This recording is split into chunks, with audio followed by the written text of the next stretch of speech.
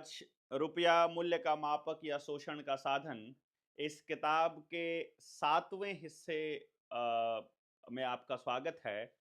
अभी तक के 6 हिस्सों में आपने देखा कि किस तरह से अंग्रेजी सरकार कानून बना करके हम लोगों को बर्बाद कर रही है और हम लोगों को नए तरीके से शोषण का एक रास्ता दे रही है, जिसमें शोषण हमारा हो रहा है और तरक्की उनकी हो रही है। उनके पास धन जमा हो रहा है, हमारे पास कागजी नोट जमा हो रहे हैं। हमने ये सोचा कि हमें देखना पड़ेगा कि आज के दौर में उन द्वारा किए गए जो षड्यंत्र हैं, उनका क्या स्टेटस है। जो इस टाइम पर काले अंग्रेज सत्ता में बैठे हैं, उनका क्या कहना है। वो जो कानून बनाने की बात करते हैं, क्या वो कानून के जरिए हमारा शोषण कर रहे हैं, हमें बर्बाद करने की योजना बना रहे हैं, बर्बाद कर चुके हैं, या अभी भविष्य में उनको बर्बाद करना है। तो उसके लिए हमने देखा कि इन्हीं की जबान से हमको पूछना पड़ेगा, या इन्हीं की जबान से हमें कहलवाना पड़ेगा कि हम जो कह रहे हैं वो सच है या झूठ है। ये एक बार पता तो चले जनता को। हम तो कहते रहेंगे, किताब लिख देंगे और आर्टिकल लिख देंगे, उससे क्या फर्क पड़ने वाला है। लेकिन यदि इस बात को सत्ता के अंदर बैठे लोगों के माध्यम से ही कहलवा दिया जाए, तो यदि ये बातें सरकार का वो विभाग या सरकार की वो एजेंसी ही मानने लग जाए कि केंद्र सरकार हमारे देश को बर्बाद करने पर लगी है, या रिजर्व बैंक ने ही हमें बर्बाद किया है, तो कहानी कुछ और हो जाएगी। इसीलिए किताब के लेखक घनश्याम वर्मा जी ने पूरा एक खाका तैयार किया और एक एक चीज जो हम पूछते हैं बैंकों से जब हम आवेदन लगाते हैं, उनकी जानकारी इकट्ठा की कि एक बार इनसे कहलवा देते हैं, फिर देखते हैं कि खेल क्या है। हम आप लोगों से कई बार चर्चा करते हैं और हमसे चर्चा करते हुए कई बार ऐसा कहते हैं लोग कि आप लोग वही पर्ची दे दीजिए। आप कहते हो कि लोन में रुपया नहीं दिया, आप कहते हो कि लोन में नोट दिए हैं और वो नोट नकली हैं, तो आप नकली नोट ही दे दीजिए। हम वो क्यों कहते हैं और किस तरह से वो चीज़ें निकल के आती है, वो इस पेज नंबर 39 के बाद आपको दिखाई देगी।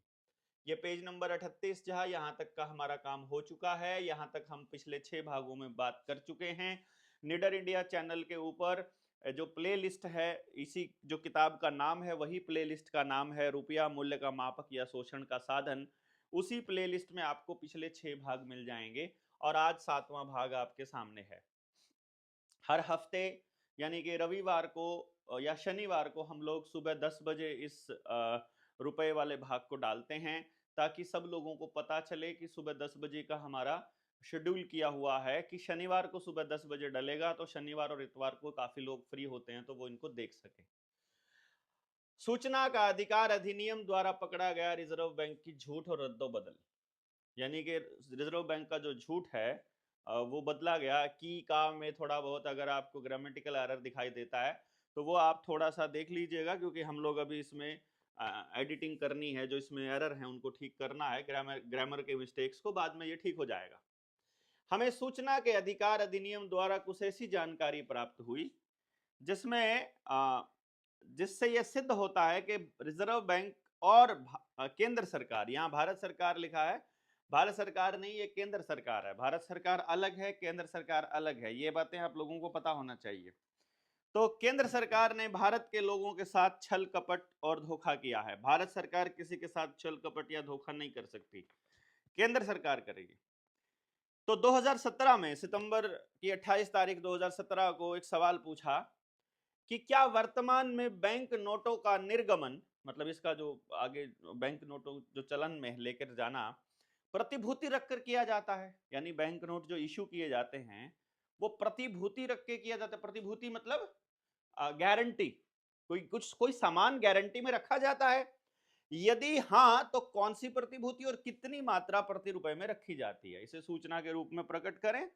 ये सवाल जो है ये मैं आपको दिखाता हूं, इसको थोड़ा सा नीचे देखेंगे तो ये वाला रहा। 2017 में इसका जवाब आया और इसके जो जवाब हैं वो मैंने अभी देखा था। इससे अगले पेज पर हम देखेंगे 189 से लेकर 197 तक। ये जो सवाल आज हम डिस्कस करने वाले हैं, इसकी जो आरटीआई की कॉपी है वो पेज नंबर 187 से लेकर 189 से लेकर 197 तक है। तो वो आरटीआई का पेज, यानी कि इसका मतलब है हम आगे वाले पेजेस भी इसमें कवर कर रहे हैं साथ के साथ, यानी वो जो आरटीआई वहां लगी है उसकी ये डिटेल एक्सप्लेनेशन है। तो बैंक ने 2017 में यानी कि सितंबर में हमने दिया और नवंबर में जवाब आया बैंक द्वारा, और धारा इसने कहा कि रिजर्व बैंक का जो कानून है यानी रिजर्व बैंक अधिनियम की धारा 33(1) में परिभाषित रूप से पात्र संपत्तियों द्वारा समर्पित है। समझे आप बात, इसको समझिएगा। ये कहता है कि रिजर्व बैंक द्वारा जारी किए गए सभी बैंक नोट भारतीय रिजर्व बैंक अधिनियम की धारा 33(1) में परिभाषित रूप में पात्र संपत्तियों द्वारा समर्पित हैं।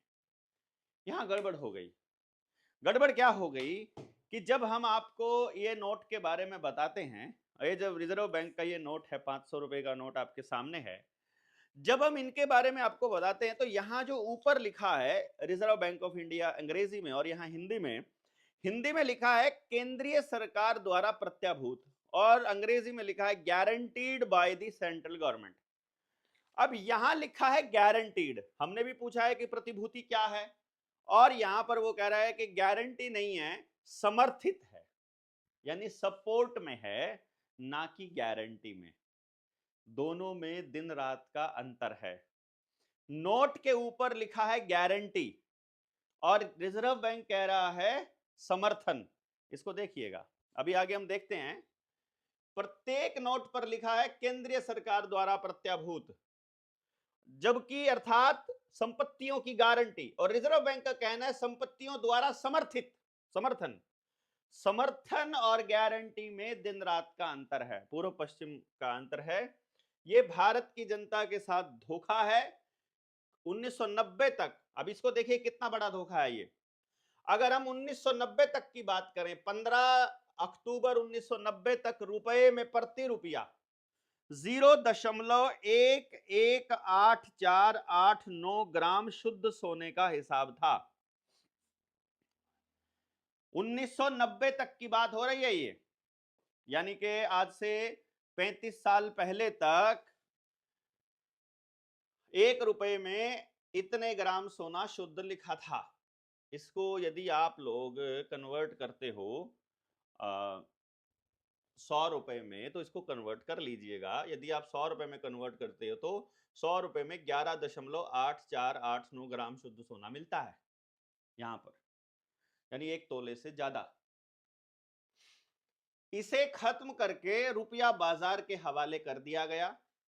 मैं जहां तक समझता हूं उस टाइम पर कहीं ना कहीं मनमोहन सिंह कहीं सत्ता में होगा रुपए के खेल में, क्योंकि जो एलपीजी की स्कीम थी, एलपीजी गैस की बात नहीं कर रहा हूं, एलपीजी का मतलब है लिबरलाइजेशन, प्राइवेटाइजेशन, ग्लोबलाइजेशन, जो कि मनमोहन सिंह का षड्यंत्र था। आपके सामने कांग्रेस की सरकार ये बताएगी कि ग्लोबलाइजेशन से देश ने तरक्की की है।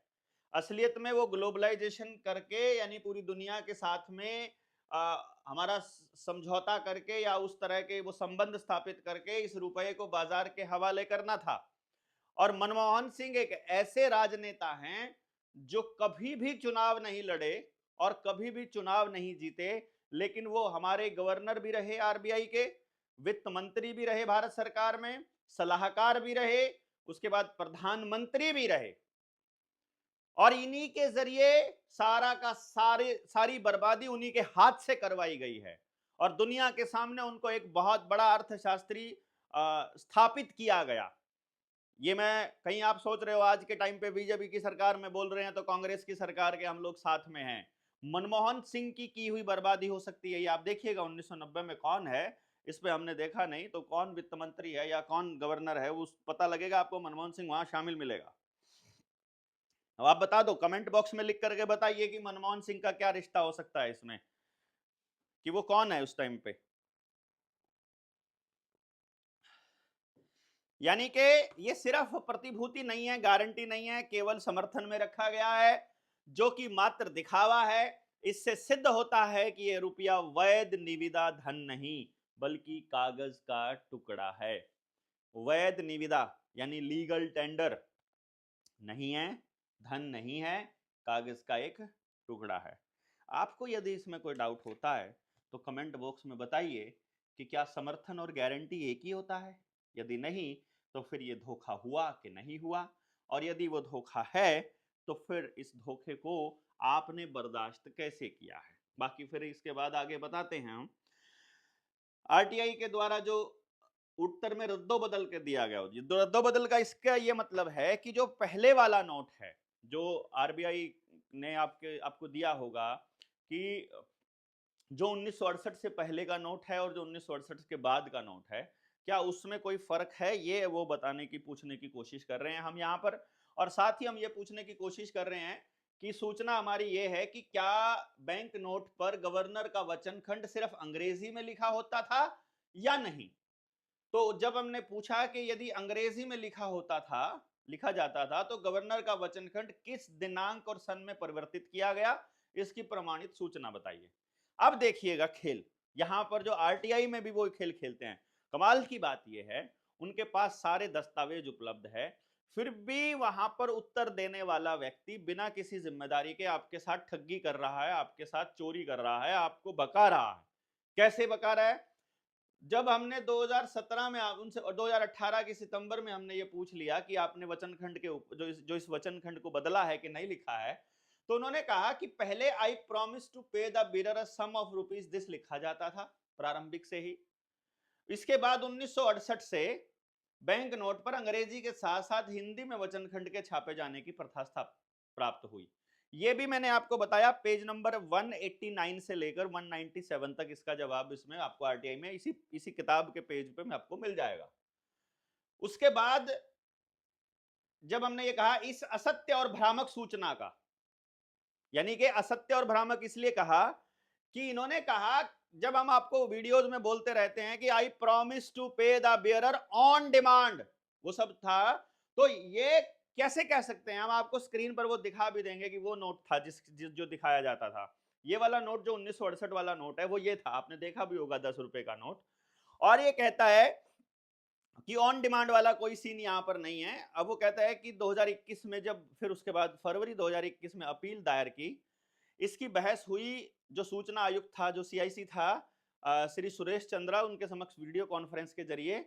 तो जो अपनी जो अभिलेखाकार है, यानी कि जो अपना आर्काइव है, वहां से जब दस्तावेज निकाल करके लाए थे गवर्नर के, तो उनके वो जवाब दिए। उसके बाद केंद्रीय सूचना अधिकारी ने अपनी गलती को स्वीकार किया और कहा कि घनश्याम वर्मा द्वारा कही गई बात और दस्तावेज एकदम सही हैं और गवर्नर के वचन खंड को सन 1968 के बाद हिंदी और अंग्रेजी द्विभाषी रूप में वचन खंड में परिवर्तन करके बदला गया है। यह सूचना सुन करके सूचना आयुक्त भी आश्चर्यचकित हो गए और उन्होंने पिछले दिए गए उत्तर की जगह पर पुनः संशोधित करके उत्तर देकर के प्रमाणित प्रतिलिपि उपलब्ध कराने का आदेश पारित किया गया। उसके बाद भी प्रमाणित प्रतिलिपि नहीं भेजा गया। उत्तर तो दे दिया लेकिन प्रमाणित प्रतिलिपि नहीं भेजी गई। तो ये पेज नंबर जो 242 से 280 लिखा है, असल में ये 189 से 197 है, इसको हम ठीक कर देंगे। रिजर्व बैंक के सूचना अधिकारी द्वारा चीटिंग और रद्दोबदल कैसे हुई ये बताते हैं हम आपको। हमारा आवेदन जो कि 2018 में जब मई में जो हमने भेजा, उसमें था कि क्या ये बदला गया है अवमूल्यन, क्या भारतीय रुपए के अवमूल्यन भारत की रिजर्व बैंक के अधिनियम 1934 के अंतर्गत किया गया है। ये बार बार आप कंफ्यूज नहीं होना है। सवाल ये पूछा गया है कि जो रुपए का डिवैल्यूएशन किया है, आप कह रहे हो पहले सोना होता था, अब सोना नहीं होता है रुपए के बदले में। इसका मतलब आपने कोई ना कोई नियम तो फॉलो किया होगा, कोई तो ऐसी पावर आपको मिली होगी जिसके तहत आप ये सब कर सकते हैं। यदि आपको कोई पावर नहीं मिली तो कैसे?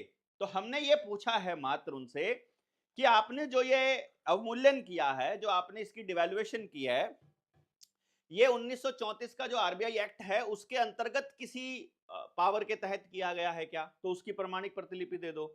इसका जवाब दिया हां, आरबीआई अधिनियम की प्रस्तावना, यानी कि उन्होंने उसकी प्रस्तावना जो थी उससे, और धारा 17(3)A और 40 और 45(W) से आरबीआई को मार्केट प्रचलन के लिए शक्तियां प्राप्त हैं। अब इसको देखिएगा, बड़ा कमाल की बात क्या है।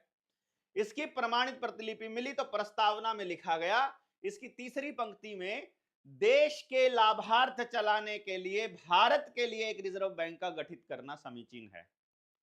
जो प्रस्तावना है उसमें लिखा भारत के लिए, इसमें भारत के लिए शब्द को हटा दिया गया है, जिससे ठीक उल्टा अर्थ निकलता है। यानी जो प्रस्तावना में, अब जो प्रस्तावना आपको मिलेगी आरबीआई एक्ट की, उसमें भारत के लिए हटा दिया, देश के लाभार्थ चलाने के लिए एक रिजर्व बैंक गठित करना समिति, सिर्फ यही है, ये हटा दिया गया है।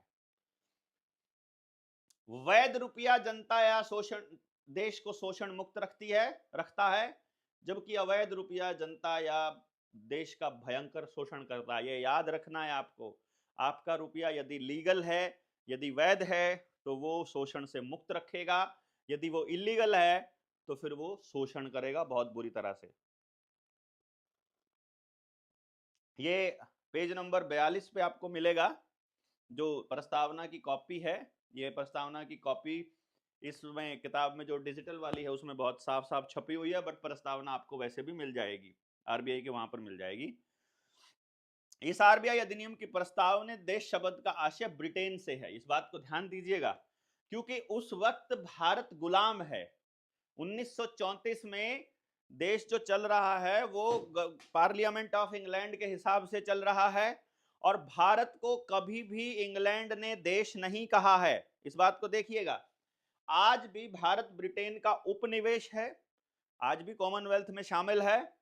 भारत के संविधान में भारत को कहीं भी देश कहकर संबोधित नहीं किया गया है, भारत को लोकतांत्रिक गणराज्य कहकर संबोधित किया गया है, और हर राज्य देश के अधीन होता है। प्रश्न उठता है, क्या कूटकरण या अवमूल्यन करने के प्रश्न को, यानी कि जो डिवैल्यूएशन वाला प्रश्न है, उसको आरबीआई द्वारा मार्केट प्रचलन के लिए प्राप्त शक्तियों का प्रयोग कर भ्रमित करने का प्रयास किया जा रहा है? इसका मतलब क्या है? इसको आगे बताया गया है कि भैया हमने किसी व्यापार को चलाने की परमिशन दे दी, अगर किसी व्यापारी को अगर कह दिया कि तुम यहां व्यापार कर सकते हो, और वो कह दे कि हमें यहां व्यापार करने की परमिशन मिल गई है, और अगली बार वो क्या करे कि 100 ग्राम का बट्टा है, उसके ऊपर वो एक जीरो और लगा दे और कह दे ये 1000 ग्राम का बट्टा हो गया, और वो सबको सामान उसी 100 ग्राम के बट्टे से देने लग जाए और कहे कि ये 1000 ग्राम है, ये 1 किलो है। और दुनिया जब उनसे पूछे कि तुम ये किस हिसाब से कर रहे हो, तुमको किसने अधिकार दिया 100 ग्राम के बट्टे को 1000 ग्राम का बट्टा बोलने का, तो वो कहते हमें यहां पर पावर मिली है। जैसे अभी नरेंद्र मोदी सत्ता में है, उस वक्त कांग्रेस में मनमोहन सिंह बैठा हुआ था, हमसे पूछे बिना कानून बना दे और कह दे कि हमें पावर मिली है कानून बनाने की। यही ठगी आपके साथ की जा रही है। अभी ये कह रहा है कि पकड़ लिया जाए तो कहते मार्केट प्रचलन के लिए शक्तियां हमें प्राप्त हैं। ये छल कपट है भाई, ये नहीं चलेगा। इससे सिद्ध होता है कि भारतीय रिजर्व बैंक और केंद्र सरकार ने नियम और कानून का उल्लंघन कर रुपए के दस्तावेज का कूटकरण यानी कि डिवैल्यूएशन करके कानून की अवहेलना और संविधान की अवमानना की है, जो देश की जनता के साथ छल कपट धोखा लूटपाट शोषण और देश के साथ गद्दारी और विश्वासघात है या नहीं, ये आप बताइए। आप बताइए कि जब उनको पावर ही नहीं है रुपए को डिवैल्यूएट करने की और रुपए को मार्केट के हवाले करने की, जब उनको शक्तियां ही प्राप्त नहीं है, तो किस आदमी ने यह आदेश पारित किया? अगर जिसने यह आदेश पारित किया उसे वो शक्तियां प्राप्त है या नहीं, ये सवाल पूछने का है। जनता सरकार मोर्चा के गांव-गांव में जब लोग बन जाएंगे, तो जब अपना एक हम ड्राफ्ट तैयार करेंगे, तो प्रत्येक व्यक्ति अपने जिला अधिकारी से, अपने ब्लॉक समिति से, अपने सरपंच से, अपने एमएलए से, अपने पार्लियामेंट के मेंबर से और अपने एसडीओ से, अपने एसडीएम से सवाल पूछेगा, कहेगा कि हमको बताओ ये किसने दी तुमको पावर, तुमको ये सब करने की। और जब अगर सवाल का जवाब नहीं दिया गया तो उनको मानने से मना करना पड़ेगा। ये नोट हमको मानने से मना करने पड़ेंगे। नोट के बदले असली धन हमको इकट्ठे करने पड़ेंगे। असली धन हमारे पास, हमारा पशुधन, हमारी सेहत, जिसको स्वास्थ्य को सबसे बड़ा धन कहा गया, हमारा अन्न धन, हमारा श्रम धन, मेहनत, हमारी ऊर्जा जो हमारे पास हमारे पेड़ों में है, हमारे पौधों में है, जो सूरज से हमको मिलती है, हमारा परिवार, हमारा समाज, ये असल धन है। पशुधन असली धन है, अनाज असली धन है, धातु सोना असली धन है, फसलें, पानी, नेचुरल रिसोर्सेज जितने हैं, मतलब चाहे धूप हो, शुद्ध हवा हो या पानी हो, वो सब असली रिसोर्सेज हैं। कोयला असली धन है, जहां भी ऊर्जा स्टोर होती है, एल्यूमिनियम या दूसरी धातुएं, वो सब असली धन है। उनको लेकर के हमको कागज की टुकड़ियां, वो भी अवमूल्यन की हुई, पकड़ा दी जाती है। इस पे सवाल पूछना पड़ेगा हम लोगों को सरकारों से, और जब तक हम ये सवाल नहीं पूछेंगे तब तक ये लोग हमको जवाब देंगे नहीं, और जब तक ये जवाब नहीं देंगे आप समझ लीजिएगा आपके पल्ले कुछ नहीं पड़ने देंगे ये। गांधी जी का अपमान किया, क्यों किया? क्योंकि 1990 में जब इन्होंने गारंटी खत्म करके बाजार के हवाले रुपया कर दिया, बाजार के हवाले, बाजार में कौन बैठता है? बाजार में बिकने के लिए, खुद को बेचने के लिए। रुपये को खुद को बेच दिया, रुपया को वेश्या बना दिया इन लोगों ने, भारत के रुपये को।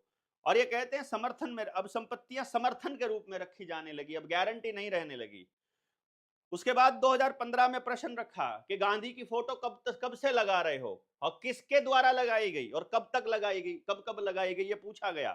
तो उन्होंने बताया फिर उसके बाद कि 96 में 100 रुपए के नोट पर लगाई, जून की 96 में, 4 जून को, 13 जून 96 को 10 रुपए के नोट पर लगाई, 14 मार्च 97 को 50 रुपए के नोट पर, 20 अक्टूबर 1997 को 500 रुपए के नोट पर, 9 अक्टूबर 2000 को 1000 रुपए के नोट पर, और 24/8/2001 को 20 रुपए के नोट पर, नवंबर 2001 को 5 रुपए वर्ग के नोट पर महात्मा गांधी की फोटो लगाई गई।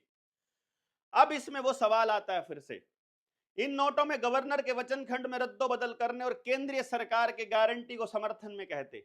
इन समर्थित नोटों और अवैध नोटों पर राष्ट्रपिता महात्मा गांधी जी का फोटो लगाकर भारतीय रिजर्व बैंक और भारत सरकार ने बापू का सम्मान किया या अपमान?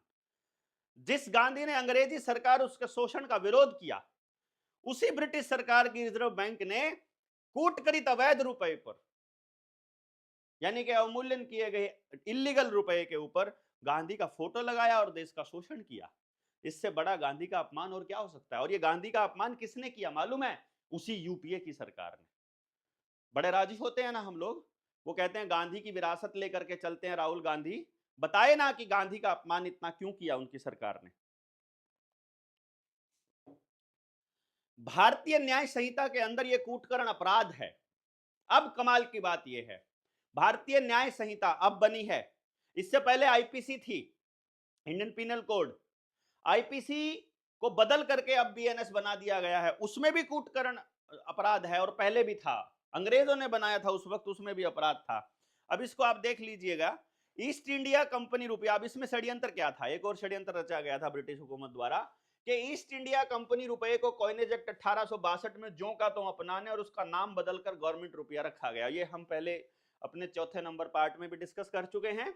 इस रुपए के मानक मूल्य कूटकरण पर भारतीय न्याय संहिता 2023 जो अब नया बना है बीएनएस, उसका अध्याय 10 धारा 178 से 188 तक सिक्कों, करेंसी नोट और बैंक नोट और सरकारी स्टाम्प के कूटकरण अपराध संबंधी धाराएं हैं।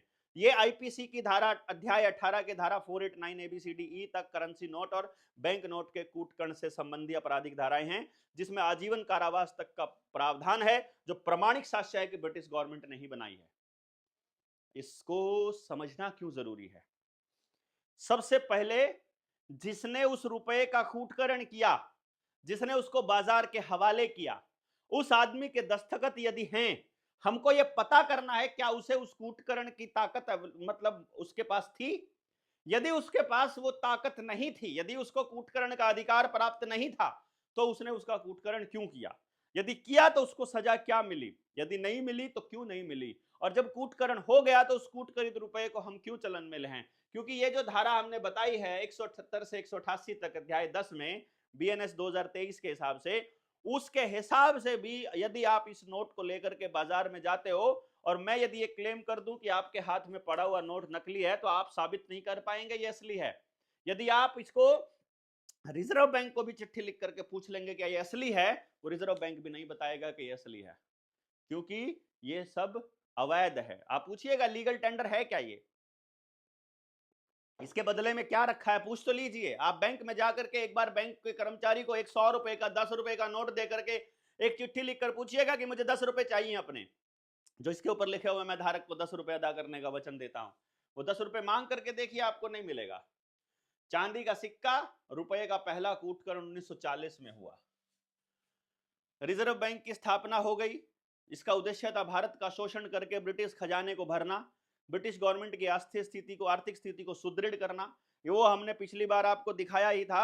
वो जो इसी किताब के अंदर जो अपने सभी जो 15 देश हैं, टॉप के 15 देश जो दिए हुए हैं, ये पेज नंबर 126 से लेकर के, और पेज नंबर आप जब आपके पास किताब है तो 134 तक आप एक बार देखिएगा इसमें कि भारत कैसे पहले नंबर पर से लेकर के और जैसे जैसे आजाद होता है भारत कैसे नीचे सरकता रहता है उस श्रृंखला में, जब वो पूरी दुनिया को लीड कर रहा है एक स्थान पर तो पहले और दूसरे स्थान पर है एक समय पर तो, और जैसे जैसे इंग्लैंड और यूएसए, यूके और यूएसए ऊपर आ रहा है वैसे वैसे भारत नीचे खिसक रहा है। यानी भारत की जो संपदा है उसको लूटा जा रहा है। रेलवे बना करके रेलवे बिछा दिया, सारी संपदा को रेलवे के माध्यम से पहले पोर्ट तक लेकर जाया गया और पोर्ट से फिर विदेशों में लेकर जाया गया। आज भी विदेशी लोगों की कंपनियों ने इन्वेस्ट किया भारत की कंपनियों में, चाहे टाटा में किया, चाहे जिंदल स्टील में किया, इधर अडानी के जितने भी कार्यक्रम है उनमें किया, अंबानी के कार्यक्रम रिलायंस में किया, और सबने इन्वेस्टमेंट करके इन कंपनियों की हिस्सेदारी करी, फिर इनको यहाँ पर ठेके दिलाए, फिर यहाँ से नेचुरल रिसोर्सेज जो जितने प्राकृतिक संसाधन है, चाहे कोयला है, सोना है, अबरक है, चांदी है, जितना, उन सबको लेकर के अब पोर्ट पर लेकर जा रहे हैं, और फिर पोर्ट भी सारी की सारी अडानी को सौंप दी गई है, और फिर वहां से बिल्कुल बिना रोक टोक के आवागमन जारी है और सारा धन लूटा जा रहा है उसी प्रकार से जैसे उस वक्त लूटा जा रहा था। जिस प्रकार देश आजाद होने से पहले 1940 में स्थिति थी, देश के अंदर दंगाई माहौल बनाया जा रहा था, उस वक्त भी ये काम आरएसएस कर रही थी और आज भी ये काम आरएसएस कर रही है। वही नफरत का माहौल बना रही है देश के अंदर, ताकि लोग आपस में एक दूसरे को मारने के लिए उतारू हो जाएं, और जब सच्ची में देश बर्बाद हो रहा हो तो उस वक्त ये लोग मौका परस्त लोग फिर से मारकाट चालू कर दें। इसलिए देश के लोगों को बड़ा संगठित रहना होगा, समझ से रहना होगा कि इस लूट को छिपाने के लिए देश में दंगे कराए जाएंगे, जैसे 47-48 में दंगा कराया गया, विभाजन कराया गया, वही हालत लेकर के आई जाएगी। ये जो खालिस्तान का प्रोपेगेंडा है ये सरकार द्वारा समर्थित है, और पूरे भारत को गुलाम बनाने के लिए इस हिस्से को अलग करने की साजिश है कि ये लोग लड़ते लड़ते पूरे भारत को बचा लेंगे, इसीलिए इन लोगों को अलग कर दो। इस खेल को समझिएगा आप लोग, आपको नहीं समझ में आया तो बहुत पछताएंगे पूरे भारत के लोग, कि सबको एक बात माननी होगी कि हसदेव के साथ भी सबको खड़ा होना होगा, प्राइवेटाइजेशन के खिलाफ भी खड़ा होना होगा, रोडवेज भी बचानी है, रेलवे भी बचानी है, एलआईसी भी बचानी है, भेल भी बचानी, रेल भी बचानी। रेलवे की लाखों एकड़ जमीन प्राइवेटाइज की जा रही है, आर्मी की सारी डिफेंस की कितनी खाली पड़ी जमीनों को बेचा जा रहा है, अभी नीलाम किया जा रहा है सब जमीनों को, मध्य प्रदेश में नीलाम किया जा रहा है। अभी तेलंगाना की वीडियो देखी मैंने, आज की देखी, आज कितनी तारीख है, मैं तारीख बताता हूं आज आपकी, थर्सडे 3 अप्रैल को ये रिकॉर्ड हो रहा है। तेलंगाना में कांग्रेस की सरकार है, वहां यूनिवर्सिटी की जमीन बेची जा, 400 एकड़ जमीन को नीलाम किया जा रहा है, छात्र और शिक्षक वहां विरोध कर रहे हैं और उन पर लाठियां बरसाई जा रही है। यही काम बीजेपी की सरकार में हो रहा है, यही सरकार योगी की सरकार में हो रहा है, यही ममता की सरकार में हो रहा है, सब जगह यही हो रहा है। देश के अंदर अस्थिरता का माहौल लाया जा रहा है, दंगे का माहौल बनाया जा रहा है। भारतीयों की लूटपाट और शोषण के लिए 11 मार्च 1940 को सैकड़ों सालों से चले आ रहे गवर्नमेंट रुपया का ब्रिटिश गवर्नमेंट द्वारा अपने बनाए नियम और कानून की धज्जियां उड़ाते हुए कॉइनेज एक्ट 1906 के द्वारा निर्धारित रुपये के मानक कूटकरण किया गया, जिसका प्रमाणिक दस्तावेज एक्ट 6 ऑफ 1940 है। यह कूटकरण चांदी के गवर्नमेंट रुपये का पहला कूटकरण था, जिससे भारत की बेरोजगारी और भूखमरी बढ़ती चली गई और भारत की आर्थिक स्थिति खराब होती चली गई। कॉइनेज एक्ट 1906 का 1940 में किया गया गवर्नमेंट रुपए का कूटकरण विधि शून्य है, यानी उसमें कानून कुछ भी नहीं है, क्योंकि रुपए के कूटकरण का कोई कानूनी प्रावधान नहीं है बल्कि अपराध है। उन्होंने कूटकरण तो कर दिया, किया अंग्रेजों ने 1940 में, लेकिन कानून इसकी इजाजत देता ही नहीं है मेरे दोस्त। वैध रुपया जनता और देश में आर्थिक अभाव नहीं आने देती है, अवैध रुपया जनता और देश में आर्थिक अभाव कभी खत्म नहीं होने देती, बस ये बात का ध्यान रखना। अब ये एक्ट 6 ऑफ 1940 है, जिसको अभी एक्सप्लेन किया, जो भी बताया गया था, इसी की एक्सप्लेनेशन यहाँ पर दी हुई है, आप इसको पढ़ सकते हैं पेज नंबर 44 में। ये एक्सप्लेनेशन इसलिए दी गई है कि सिल्वर कॉइन को अब जो है वो उसकी वैल्यू को खत्म कर दिया गया है, कि अब दूसरा कॉइन आ जाएगा, सिल्वर कॉइन को हम हटा रहे हैं। ये जो गेम प्लान है जिसको समझना है, यदि हमने इसे नहीं समझा तो फिर हमारे साथ में जो छल है वो लगातार होता रहेगा। अब आपके ऊपर है कि आप इस छल को किस तरह से देखते हैं। मतलब छल इन द सेंस मैं ये इसलिए बता रहा हूं, ये छल की जो परिभाषा है वो ये है कि पहली बात, जिसने भी ये कानून बनाया उसको ये कानून बनाने का अधिकार प्राप्त नहीं है। दूसरी बात, बना दिया है वो कानूनन वैलिड ही नहीं है। जब आईपीसी में भी वो अपराध है और आपके बीएनएस में भी वो अपराध है, तो फिर भैया किस तरह से आप ये कह सकते हो कि वो वैलिड है, वो आपने जो किया है वो सही है? एकदम गलत है भाई। इसलिए आपको ये समझना पड़ेगा। अभी हमने पेज नंबर ये कर लिया 45 तक, हम इसको पूरा कर चुके हैं। और 45 के बाद हम ये अर्जी हुकूमत आज़ाद हिंद सैद्धांतिक भारतीय रुपया, इसके ऊपर हम 8वें भाग में चर्चा करेंगे।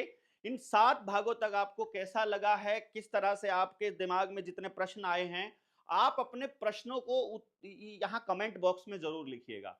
मैं अपने निडर इंडिया चैनल के जितने भी कमेंट्स होंगे उनमें से सारे प्रश्न निकाल करके आपको एक ऐसी वीडियो बना देंगे जिसमें उनके उत्तर लिखे हों, और फिर हम लोग 10 वीडियोस के बाद में एक प्रश्न उत्तर वाला बनाएंगे। अभी ये 7वीं वीडियो थी। आप सब लोग इसको देख रहे हैं, कमेंट भी कर रहे हैं, इसको शेयर भी कर रहे हैं, देश की जनता को जगा भी रहे हैं। इसके लिए आपका बहुत बहुत धन्यवाद। अभी इसके 8वें पार्ट पर हम जल्दी ही मिलते हैं। बहुत बहुत शुक्रिया। जय हिंद, जय भारत।